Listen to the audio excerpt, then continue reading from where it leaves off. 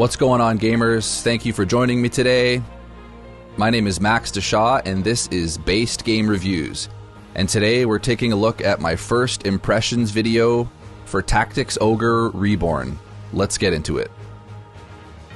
I just want to start this video off by saying how lucky we are to live in the current era of gaming, where developers are bringing us so many old titles and making them playable on modern consoles. The game we're talking about today is actually a remaster of a remake of a port that was originally released on the Super Famicom way back in 1995. Here we are in 2025 playing it with updated graphics, reorchestrated soundtrack, and tons of quality of life improvements, making it feel relevant in our current landscape. How I played on PS5 with a physical copy on an LG C1. First impressions. The overall aesthetic right away just grabbed me. The game felt like it was crafted with care and good taste. Voice acting was excellent and the story captured my attention. What worked? The core gameplay of turn-based combat on a grid was engaging and satisfying. I really enjoyed the artwork in the game as well. The character and enemy portraits looked sick and elevated the experience.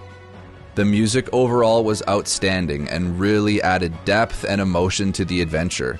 While the tracks themselves were quite short and sounded noticeably looped as a 20 to 30 minute battle would play out, I still felt like they were a net positive to the experience.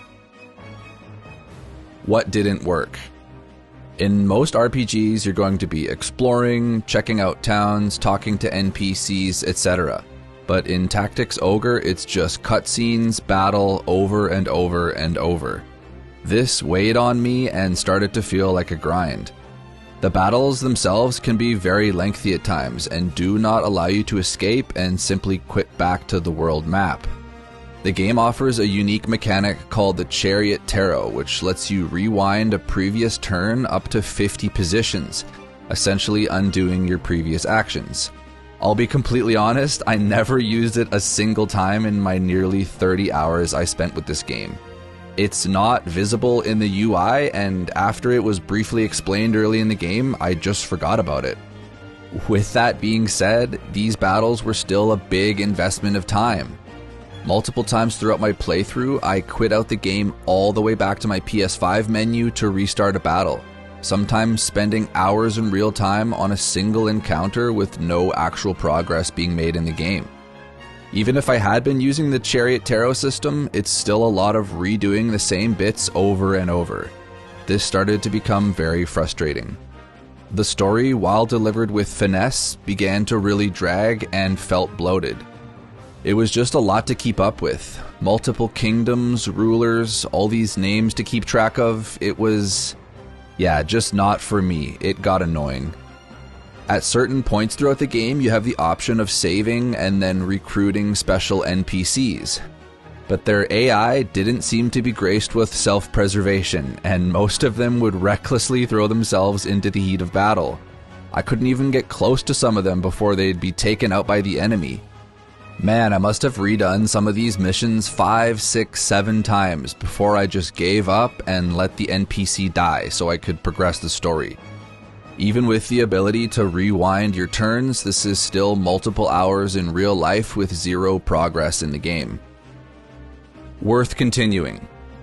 I got my joy out of this game. I really liked a lot of things about it. My GOAT Hitoshi Sakimoto on the soundtrack, fully reorchestrated, was a delight.